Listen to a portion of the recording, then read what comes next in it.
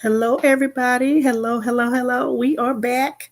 Once again, we are reading Genesis chapter 30 through 33. This is our Bible reading challenge. We are reading our Bible. Make sure that you are liking and sharing. Make sure you tell somebody that we are doing this challenge. Like and share. Grab your Bibles, grab your apps, or follow along.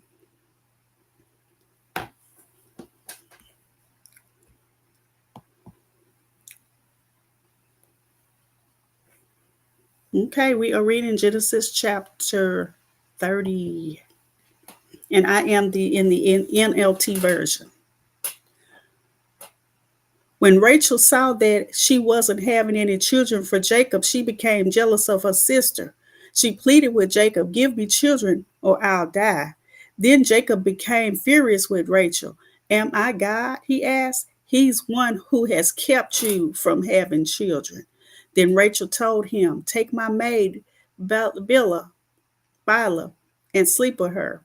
She will bear children for me, and through her I can have a family too." So Rachel gave her servant Bilhah to Jacob as a wife, and he slept with her. Bilhah became pregnant and presented him with a son. Rachel named him Dan, for she said, "God has vindicated me. He has heard my request and given me a son." Then Bilhah became pregnant again and gave Jacob a second son. Rachel named him Naphtali, for she said, "I have struggled hard with my sister and I'm winning." Meanwhile, Leah realized that she wasn't getting pregnant anymore, so she took her servant Zilpah and gave her to Jacob as a wife. Soon Zilpah presented him with a son. Leah named him Gad, for she said, "How fortunate I am." Then Zilpah gave Jacob a second son, and Leah named him Asher, for she said, "What joy is mine! Now the other women will celebrate with me." One day during the wheat harvest, Reuben found some mandrakes growing in a field and brought them to his mother Rachel begged Leah, "Please give me some of your son's mandrakes." But Leah angrily replied, "Wasn't it enough that you stole my husband? Now will you steal my son's mandrakes too?" Rachel answered, "I will let Jacob sleep with you tonight if you give me some of the mandrakes." So that evening, as Jacob was coming home from the field, Leah went out to meet him. "You must come and sleep with me tonight," she said. "I have paid for you with some mandrakes that my son found." So that night he slept with Leah. And God answered Leah's prayers. She became pregnant again and gave birth to a fifth son for Jacob. She named him Issachar, for she said, "God has rewarded me for giving my servant to my husband as a wife." Then Leah became pregnant again and gave birth to a sixth son for Jacob. She named him Zebulun, for she said, "God has given me a good reward. Now my husband will treat me with respect, for I have given him six sons." Later she gave birth to a daughter and named her Dinah. Then God remembered Rachel's plight and answered her prayers by enabling her to have children. She became pregnant and gave birth to a son. "God has removed my disgrace," she said, and she named him Joseph, for she said, "May the Lord add yet another son to my family." Jacob's wealth increases. Soon after Rachel had given birth to Joseph, Jacob said to Laban, "Please release me so I can go home to my own country. Let me take my wives and children, for I have earned them by serving you, and let me be on my way. You certainly know how hard I have worked for you." "Please listen to me," Laban replied. "I have become wealthy, for the Lord has blessed me because of you. Tell me how much I owe you. Whatever it is, I'll pay it." Jacob replied, "You know how hard I've worked for you, and how your flocks and herds have grown under my care. You had little indeed before I came, but your wealth has increased enormously. The Lord has blessed you through everything I've done. But now, what about me? When can I start providing for my own family?" "What wages do you want?" Laban asked again. Jacob replied, "Don't give me anything. Just do this one thing, and I'll continue to tend and watch over your flocks. Let me inspect your flocks today and remove all the sheep and goats that are speckled or spotted, along with all the black sheep. Give these to me as my wages. In the future, when you check on the animals you have given me as my wages, you'll see that I have been honest. If you find in my flock any goats without speckles or spots, or any sheep that are not black, you will know that I have stolen them from you." "All right," Laban replied, "it will be as you say." But that very day, Laban went out and removed the male goats that were streaked and spotted, all the female goats that were speckled and spotted or had white patches, and all the black sheep. He placed them in the care of his own sons, who took them a 3 days' journey from where Jacob was. Meanwhile, Jacob stayed in care for the rest of Laban's flock. When Jacob took some fresh branches from poplar, almond, and plane trees and peeled off strips of bark, making white streaks on them, then he placed these peeled branches in the watering troughs where the flock came to drink, for that was where they made it. And when they made it in front of the white streaked branches, they gave birth to young that were streaked, speckled, and spotted. Jacob separated those lambs from Laban's flock. And at mating time, he turned the flock to face Laban's animals that were streaked or black. This is how he built his own flock instead of increasing Laban's. Whenever the stronger females were ready to mate, Jacob would place the peeled branches in the watering troughs in front of them. Then they would mate in front of the branches. But he didn't do this with the weaker ones, so the weaker lambs belonged to Laban, and the stronger ones were Jacob's. As a result, Jacob became very wealthy, with large flocks of sheep and goats, female and male servants, and many camels and donkeys.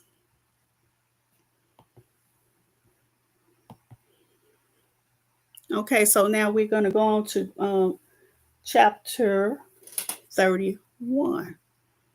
Chapter 31. Jacob flees from Laban, but Jacob soon learned that Laban's sons were grumbling about him. "Jacob has robbed our father of everything," they said. "He has gained all his wealth at our father's expense." And Jacob began to notice a change in Laban's attitude toward him. Then the Lord said to Jacob, "Return to the land of your father and grandfather and to your relatives there, and I will be with you." So Jacob called Rachel and Leah out to the field where he was watching his flock. He said to them, "I have noticed that your father's attitude toward me has changed, but the God of my father has been with me. You know how hard I have worked for your father, but he has cheated me, changing my wages 10 times. But God has not allowed him to do me any harm. For if he said the speckled animals will be your wages, the whole flock began to produce speckled young. And when he changed his mind and said the striped animals will be your wages, then the whole flock produced striped young. In this way, God has taken your father's animals and given them to me. One time during the mating season, I had a dream and saw that the male goats mating with the females were streaked, speckled, and spotted. Then in my dream, the angel of God said to me, "Jacob, and I replied, 'Yes, here I am.' The angel said, 'Look up, and you will see that only the streaked, speckled, and spotted males are mating with the females of your flock. For I have seen how Laban has treated you. I am the God who appeared to you at Bethel.' the place where you anointed the pillar of stone and made your vow to me. Now get ready and leave this country and return to the land of your birth. Rachel and Leah responded, That's fine with us. We won't inherit any of our father's wealth anyway. He has reduced our rights to those of foreign women. And after he sold us, he wasted the money you paid him for us. All the wealth God has given you from our father legally belongs to us and our children. So go ahead and do whatever God has told you. So Jacob put his wives and children on camels, and he drove all his livestock in front of him. He packed all the belongings he had acquired in Paddan Aram and set out for the land of Canaan, where his father Isaac lived. At the time they left, Laban was some distance away, shearing his sheep. Rachel stole her father's household idols and took them with her. Jacob outwitted Laban the Aramean, for they set out secretly and never told Laban they were leaving. So Jacob told all his possessions, Jacob took all of his possessions with him and crossed the Euphrates River, headed for the hill country of Gilead. Laban pursues Jacob. 3 days later, Laban was told that Jacob had fled. So he gathered a group of his relatives and set out in hot pursuit. He caught up with Jacob 7 days later in the hill country of Gilead. But the previous night, God had appeared to Laban the Aramean in a dream and told him, I'm warning you, leave Jacob alone. Laban caught up with Jacob as he was camped in the hill country of Gilead, and he set up his camp not far from Jacob's. What do you mean by deceiving me like this? Laban demanded. How dare you drag my daughters away like prisoners of war? Why did you slip away secretly? Why did you deceive me? And why didn't you say you wanted to leave? I would have given you a farewell feast with singing and music, accompanied by tambourines and harps. Why didn't you let me kiss my daughters and grandchildren and tell them goodbye? You have acted very foolishly. I could destroy you, but the God of your father appeared to me last night and warned me, leave Jacob alone. I can understand your feelings that you must go and your intense longing for your father's home, but why have you stolen my gods? I rushed away because I was afraid, Jacob answered. I thought you would take your daughters from me by force. But as for your God, see if you can find them and let the person who has taken them die.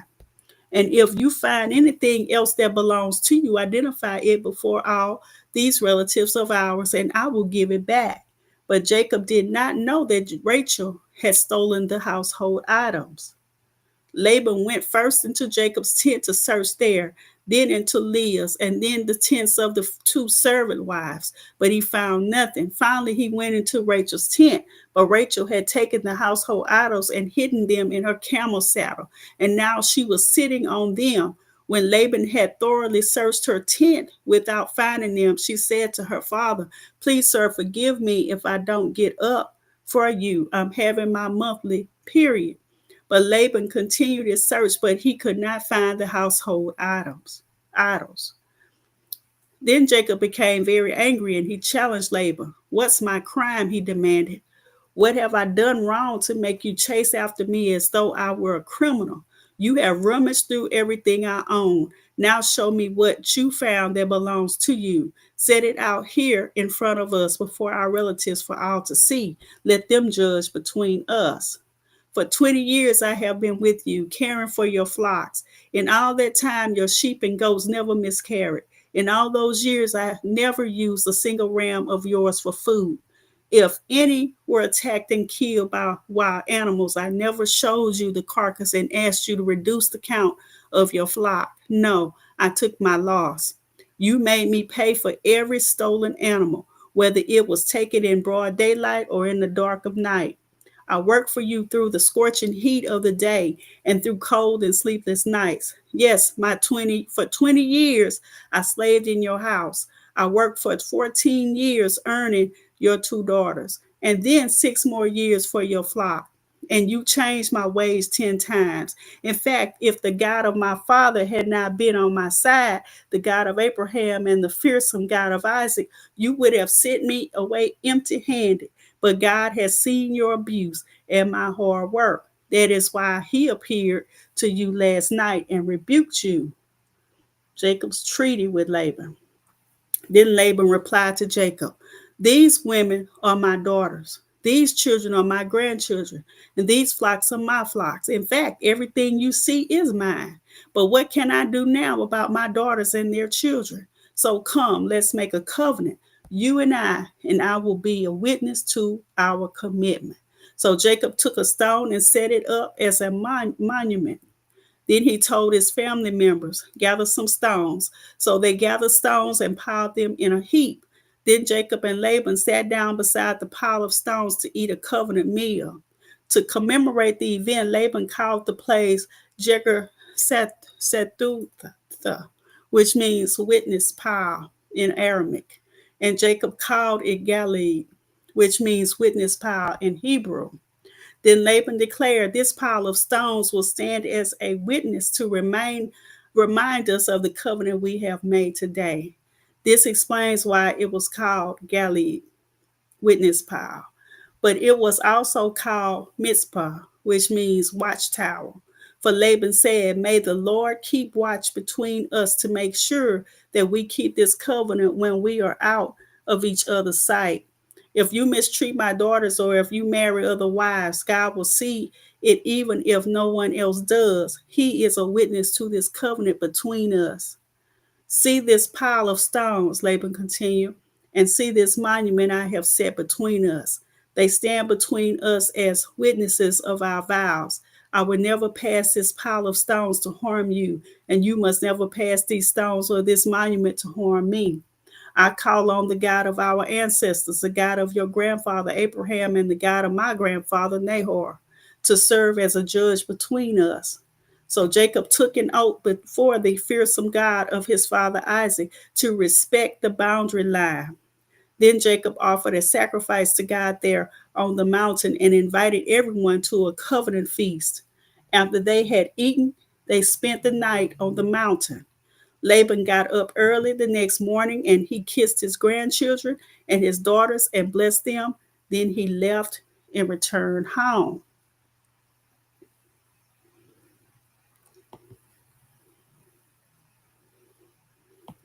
Okay, so we are about to move on to the next chapter.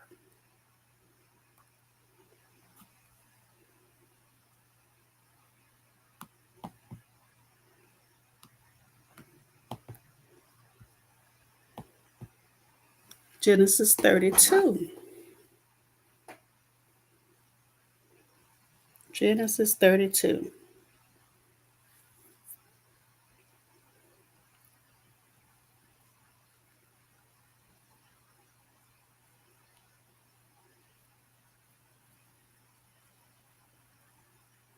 Okay, just check to make sure that we're good. Genesis 32.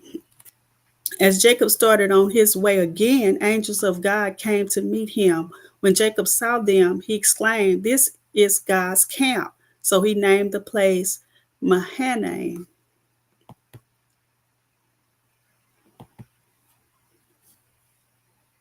Jacob sends gifts to Esau. Then Jacob sent messengers ahead to his brother Esau, who was living in the region of Seir in the land of Edom.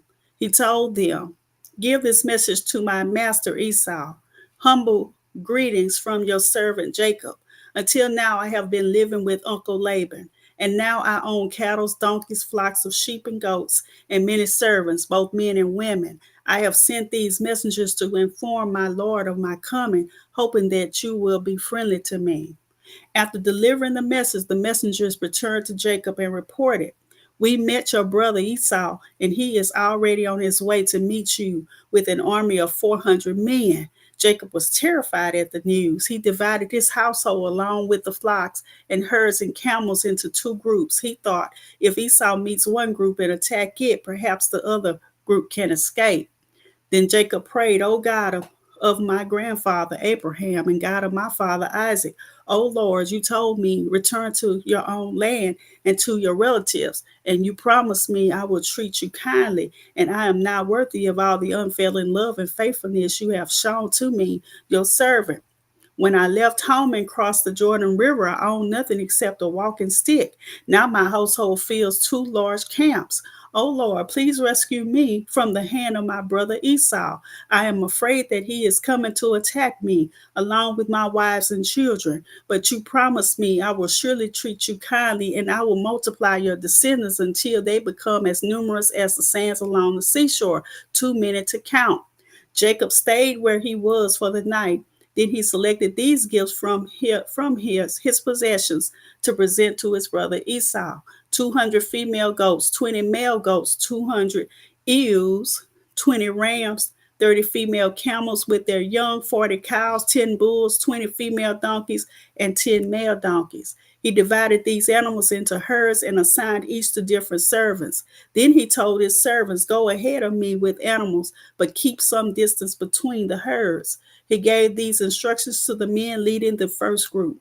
When my brother Esau meets you, he will ask, whose servant are you? Where are you going? Who owns these animals? You must reply, they belong to your servant Jacob, but they are a gift for his master Esau. Look, he is coming right behind us. Jacob gave the same instruction to the second and the third herdsman, and to all who follow behind the herds. You must say the same thing to Esau when you meet him. And be sure to say, look, your servant Jacob is right behind us. Jacob thought, I would try to appease him by sending gifts ahead of me. When I see him in person, perhaps he will be friendly to me. So the gifts were sent on ahead, while Jacob himself spent the night in the camp. Jacob wrestles with God. During the night, Jacob got up and took his two wives, his two servant wives, and his 11 sons and crossed the Jabbok River with them. After taking them to the other side, he sent over all his possessions. This left Jacob all alone in the camp, and a man came and wrestled with him until the dawn began to break. When the man saw that he would not win the match, he touched Jacob's hip and wrenched it out of its socket. Then the man said, let me go, for the dawn is breaking. But Jacob said, I will not let you go unless you bless me. What is your name? The man asked. He replied, Jacob. Your name will no longer be Jacob, the man told him. From now on, you will be called Israel, because you have fought with God and with men and have won. Please tell me your name, Jacob said. Why do you want to know my name? The man replied. Then he blessed Jacob there. Jacob named the place Peniel, which means face of God, for he said, I have seen God face to face, yet my life has been spared. The sun was rising as Jacob left Peniel, and he was limping because of the injury to his hip. Even today, the people of Israel don't eat the tendon near the hip socket because of what happened that night when the man strained the tendon of Jacob's hip.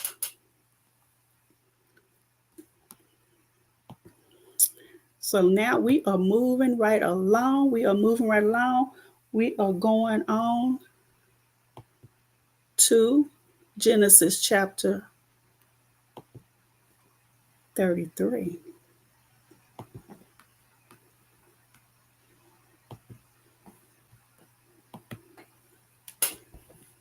Jacob and Esau make peace. Then Jacob looked up and saw Esau coming with his 400 men. So he divided the children among Leah, Rachel, and his two servant wives.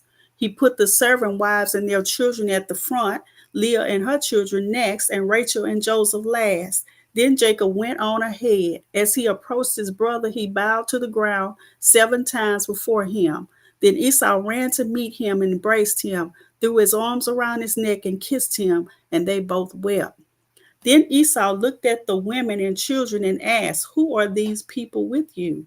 These are the children God has graciously given to me, your servant, Jacob replied. Then the servant wives came forward with their children and bowed before him. Next came Leah with her children, and they bowed before him. Finally, Joseph and Rachel came forward and bowed before him. And what were all the flocks and herds I met as I came? Esau asked. Jacob replied, "They are a gift, my lord, to ensure your friendship." "My brother, I have plenty," Esau answered. "Keep what you have for yourself."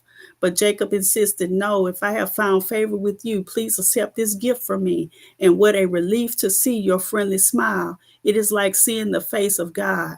Please take this gift I have brought you, for God has been very gracious to me. I have more than enough." And because Jacob insisted, Esau finally accepted the gift. "Well," Esau said, "let's be going. I will lead the way." But Jacob replied, "You can see, my lord, that some of the children are very young, and the flocks and herds have their young too. If they are driven too hard, even for one day, all the animals could die. Please, my lord, go ahead of your servant. We will follow slowly at a pace that is comfortable for the livestock and the children. I will meet you at Seir." "All right," Esau said, "but at least let me assign some of my men to guide and protect you." Jacob responded, "That's not necessary. It's enough that you have received me warmly, my lord." So Esau turned around and started back to Seir that same day. Jacob, on the other hand, traveled on to Succoth. There he built himself a house and made shelters for his livestock. That is why the place was named Succoth, which means shelters. Later, having traveled all the way from Paddan Aram, Jacob arrived safely at the town of Shechem in the land of Canaan. There he set up camp outside the town. Jacob bought the plot of land where he camped from the family of Hamor, the father of Shechem, for 100 pieces of silver. And there he built an altar and named it El Ikoi, Israel. So we have just read from the Genesis, book of Genesis, chapter 30 through 33. 30 through 33. I pray all is well. I pray that this reading has blessed you in a mighty way. And I pray that you will be blessed, like and share. Make sure that you let someone know that we are doing our Bible scripture reading. Be blessed, everybody.